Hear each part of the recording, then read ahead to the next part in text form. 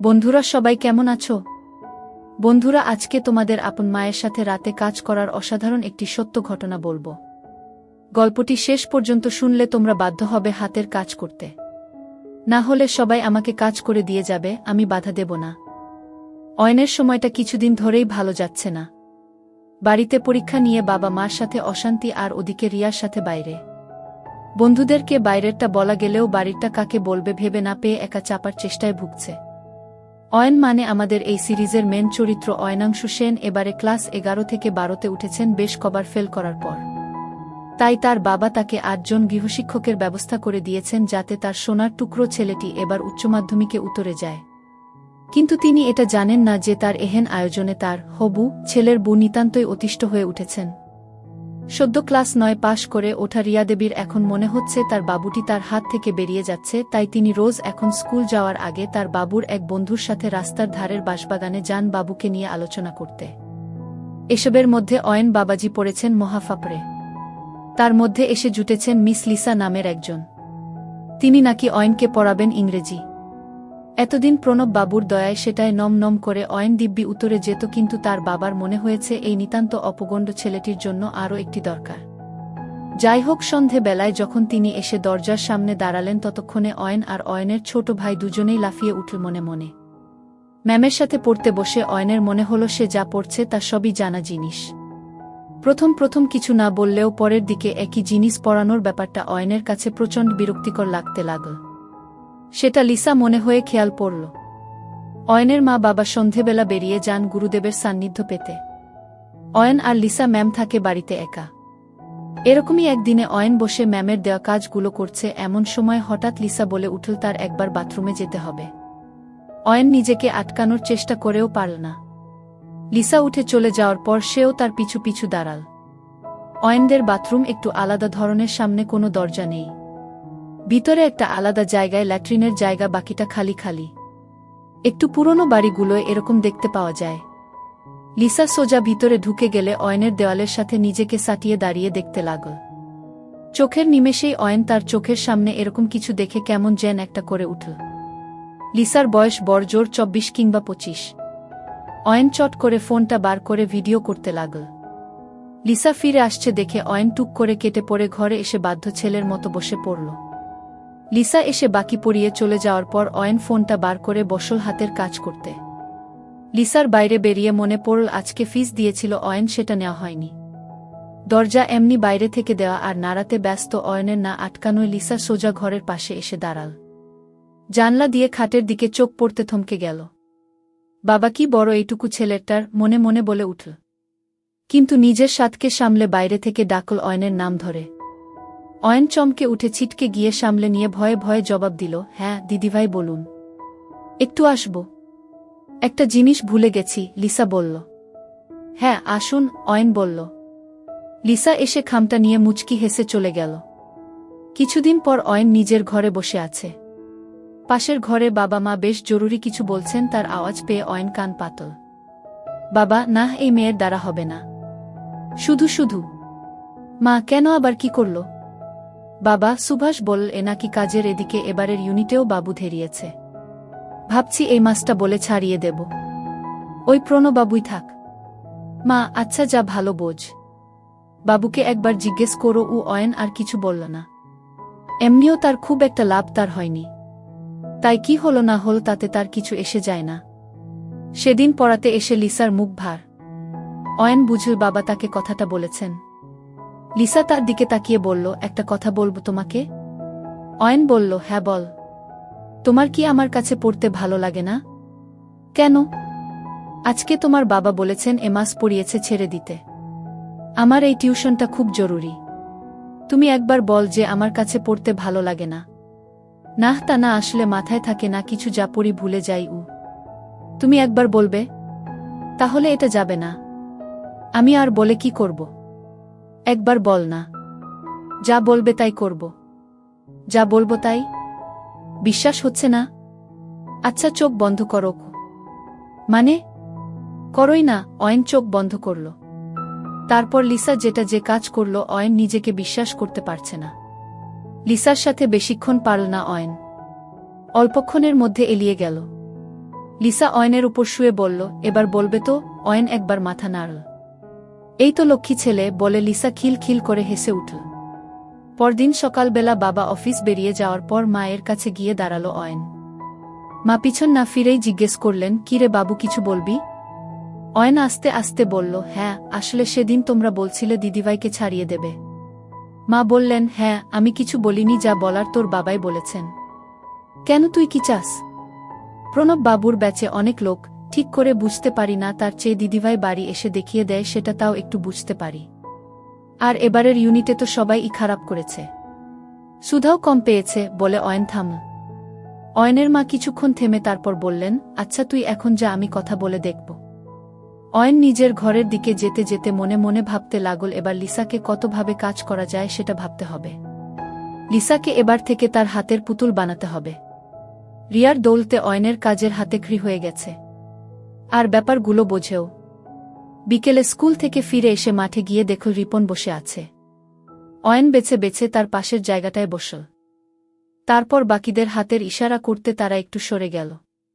বয়সে কিছু বড় আর বর্ষর চেহারার জন্য অয়নের এদের মধ্যে নেতা গোছের একটা ভাব আছে। তারপর রিপনকে সোজা জিজ্ঞেস করল, কিরে, আমার গার্লফ্রেন্ডকে শেষে বাঁশবাগানে নিয়ে যাচ্ছিস? রিপন প্রথমে ব্যাপারটা বুঝতে না পেরে একটু তাকিয়ে রইল, তারপর অয়নের দিকে তাকিয়ে বলল, নাহ, কি বলছিস ভাই, আমি কিছু করিনি। এসব বলতে বলতে সামনে বাপ্পা এসে দাঁড়াল। বাপ্পা হচ্ছে অয়নের বয়সী, দুজনে একসাথে বড় হয়েছে। বাপ্পা বাবার ঝেড়ে কলকাতা থেকে একটা পাঞ্চার কিনেছে নতুন। সেটা একবার বিকেলের আলোয় ঝলসিয়ে বলল, ভাই সত্যিটা বলে দে, না হলে অনেক ঝামেলা আছে। এবার রিপন কেঁদে ফেল, বাপ্পা, অয়ন ভাই ছেড়ে দে, ভুল হয়ে গেছে ভাই, আর কখনো হবে না। ভাই, রিয়াই আমাকে ডাকতো আর বলতো তুই নাকি অন্য কাউকে কাজ করে দিচ্ছিস, তাই আমাকে দিয়ে কাজ করিয়ে নিয়ে বদলা নেবে। আচ্ছা তাই নাকি? বাপ্পা বলল। হ্যাঁ ভাই, আমি আর কিছু জানি না, আমাকে ছেড়ে দে। আচ্ছা তুই যা, আর কোনো কিছু পাল্টাবি না, যেমন চলছে চলুক। রিপন উঠে প্রাণপণে দৌড় দিল। বাপ্পা তাকে দেখে খানিক হেসে অয়নের দিকে তাকিয়ে বলল, কি করবি এবার? অয়ন বলল, জানি না ভাই, তবে ওকে কাজ করে না দিলে শান্তি হবে না আমার। তারপর বিকেলের আড্ডা শেষ করে বাড়ি এসে দেখল লিসা বসে আছে তার ঘরে, আর বাবা মা বেরিয়ে যাচ্ছেন। অয়ন হাত পা ধুয়ে ঘরে ঢুকতে লিসা তাকে ধরে বলল, ধন্যবাদ। অয়ন বলল, না, এরকম ভাবে তো হবে না ম্যাডাম। লিসা বলল, মানে? অয়ন জোর জবরদস্তি কাজ করতে চাইল। লিসা একটা কিছু বলতে চাইল, কিন্তু ব্লক হয়ে গেল। লিসা একটা হাতে অয়নের হাতটা ধরে বলল, না, এটা ঠিক না। লিসা ছাড়াবার প্রাণপণ চেষ্টা করছে আর মুখে বলে যাচ্ছে, অয়ন থামো, না, তোমার মা বাবা জানতে পারলে কি হবে? এসব ঠিক না, সেদিন আমি ভুল করে ফেলেছি, প্লিজ অয়ন ছেড়ে দাও। লিসা শেষবার বলল, আপনি শুরু করেছেন যখন, আমাকে শেষ তো করতেই হবে, বলে অয়ন লিসাকে খাটে ফেলে দিল। হুশ ফিরতে দেখল সে শুয়ে আছে, আর তার পাশে বসে অয়ন ফোন হাতে হাসছে। একটু উঠে বসতে লিসাকে ফোনটা দেখিয়ে বলল, কেমন এসেছে? লিসা ফোনটা হাতে নিয়ে দেখল লিসার ছবি একগাদা। তার আর বুঝতে বাকি রইল না। সে ফোনটা ফেরত দিয়ে বলল, এর কোনো দরকার নেই, এবার থেকে তুমি যখন যা চাইবে তাই হবে।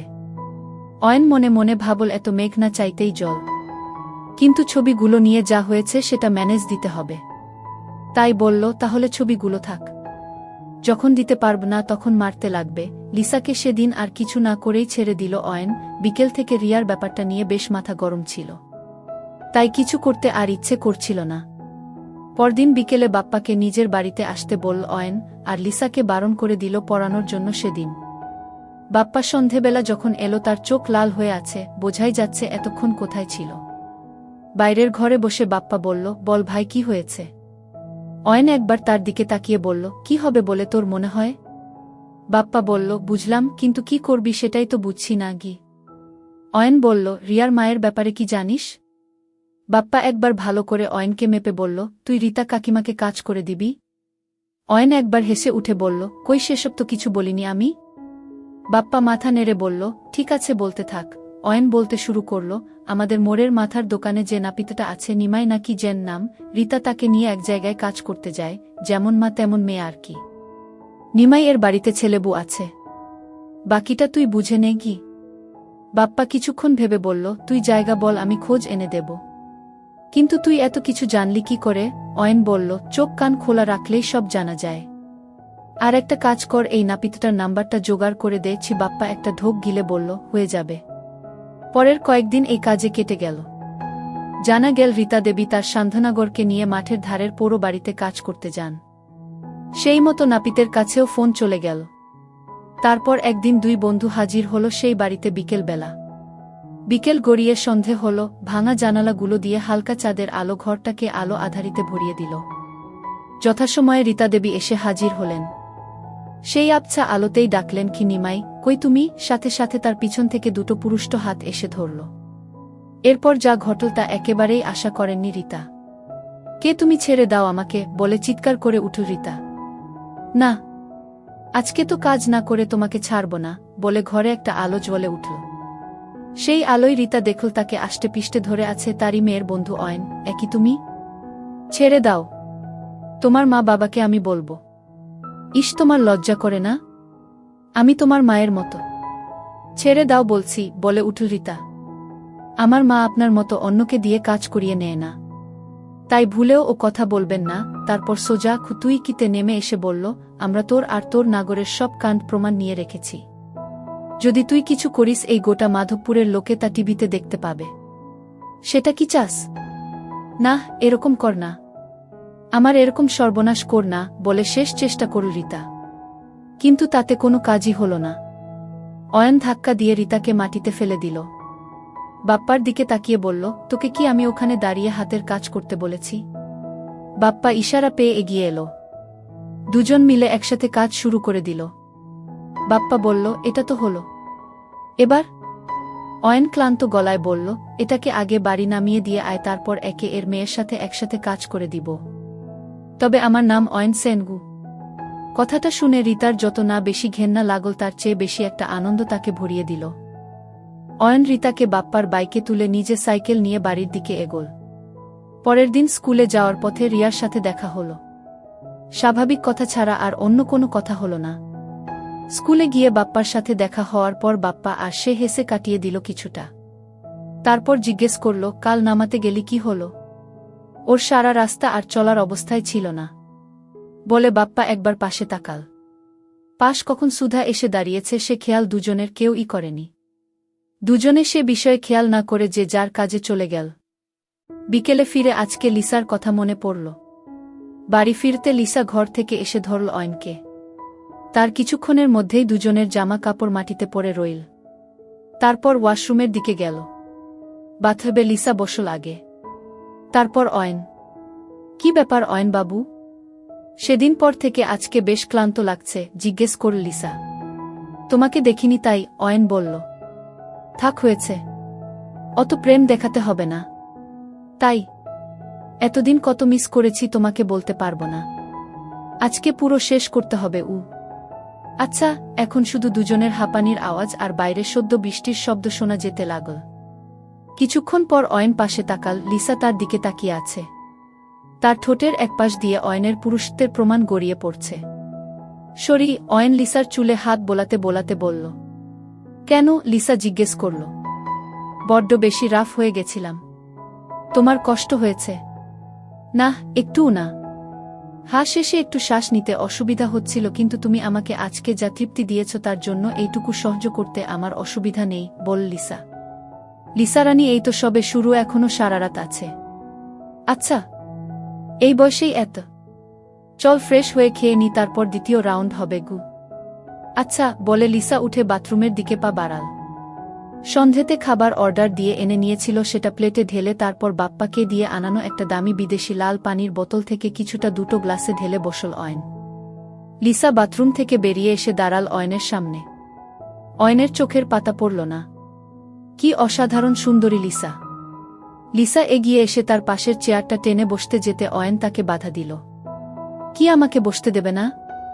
লিসা করুণ মুখ করে অয়নকে বলল। না, ওখানে না সুন্দরী, এখানে, বলে নিজের কোলের দিকে দেখাল। লিসা একবার হেসে অয়নের কোলে বসল। তাতে আলাদাই অনুভূতি হল অয়নের। এবার লিসা অয়নকে জিজ্ঞেস করল, আর কাকে কাকে কাজ করে দিয়েছ বলো শুনি। আর সেরকম কেউ নেই, একজন ছিল, কিন্তু এখন ঘেটে গেছে সব। আচ্ছা বল শুনি। কেন এত উৎসাহ কিসের? অয়ন একটু বিরক্ত হয়ে জিজ্ঞেস করল। বাহরে, যার সাথে এত কিছু করছি তাকে এইটুকু জানব না? আচ্ছা বলছি, বলে অয়ন তাকে রিয়ার কথা বলল।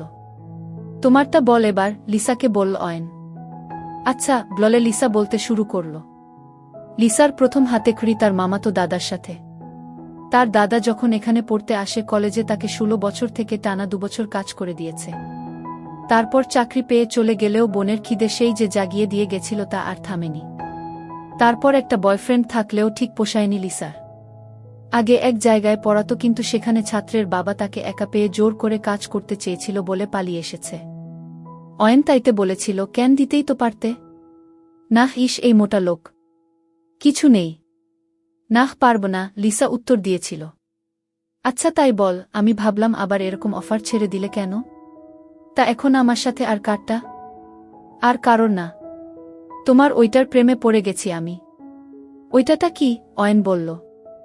লিসা অয়নের কানের কাছে এসে ফিসফিসিয়ে বলল, তোমার বাবুর। থাক, আর লজ্জা পেতে হবে না, অয়ন বলল। এরপর খাবার শেষ করে লিসাকে নিয়ে নিজের ঘরের দিকে এগোল। ঘরে আসতেই রোম্যান্টিসিজমের পতন ঘটল বাপ্পার ফোনে।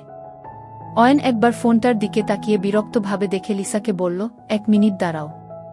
বাইরে এসে রিসিভ করতেই উল্টো দিকে বাপ্পার গলা। একটা কাজের মাঝে ছিলাম তো দিলি পিন্ডি মেরে, অয়ন বলল। মানে? আজ আবার কি কাজ?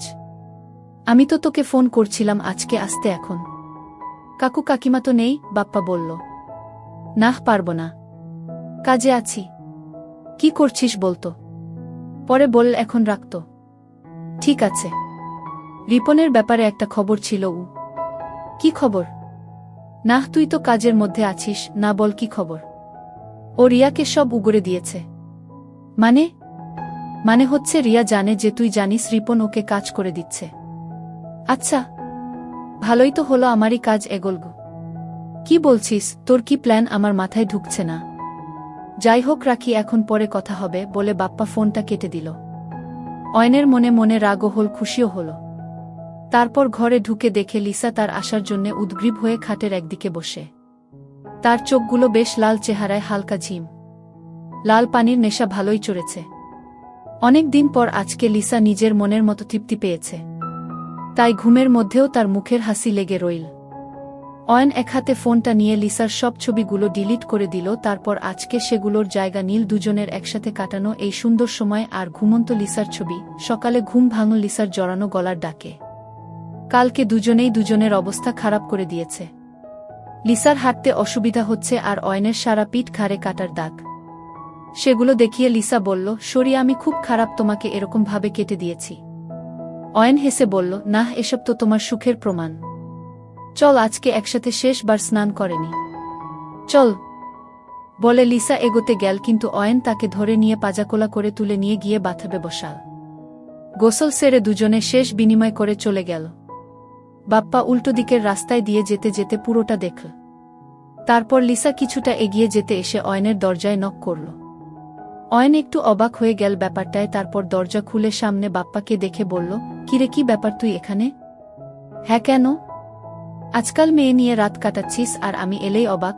বাপ্পা কিছুটা শ্লেষ নিয়েই বলল কথাটা। আরে না, ভিতরে আয়, বলে ভিতরে এসে দরজাটা বন্ধ করে দিয়ে নিজের ঘরের ড্রয়ার থেকে প্যাকেট বার করে এসে বসে ক্রাশ করতে লাগল। বাপ্পা বলল, এবার বল, কি বলিসনি আমাকে? আস্তে ধীরে খোকা, আগে হাতের কাজ শেষ করি, বলে অয়ন জয়েন্ট বানানোয় মন দিল। জয়েন্ট হয়ে যেতে বাবার নামে একটা টান দিয়ে শুরু করল। এতদিন লিসার সাথে যা যা হয়েছে সব বলল তাকে, শুরু থেকে শেষ। বাপ্পা নিজে পুরোটা শুনল। তারপর বলল, বাব্বাহ, তুমি তো আলাদাই লেভেলে চলে গেছো গুরু। অয়ন একবার হাসল, তারপর বলল, কালকে রিপনকে নিয়ে কি বলছিলি বল, এবার পরিষ্কার করে গি।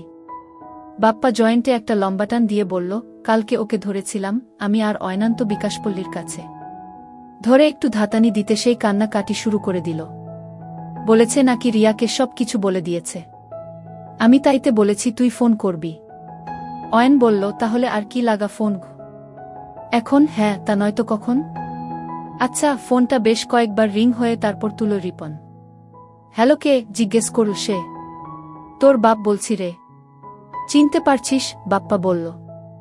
আরে বাপ্পাদা, নাহ, মানে ঠিক বুঝিনি। গলাটা কেঁপে গেল রিপনের। হ্যাঁ, তা বলছি। অয়ন তোর সাথে কি কথা বলবে দেখতো, বলে ফোনটা এগিয়ে দিল তার দিকে।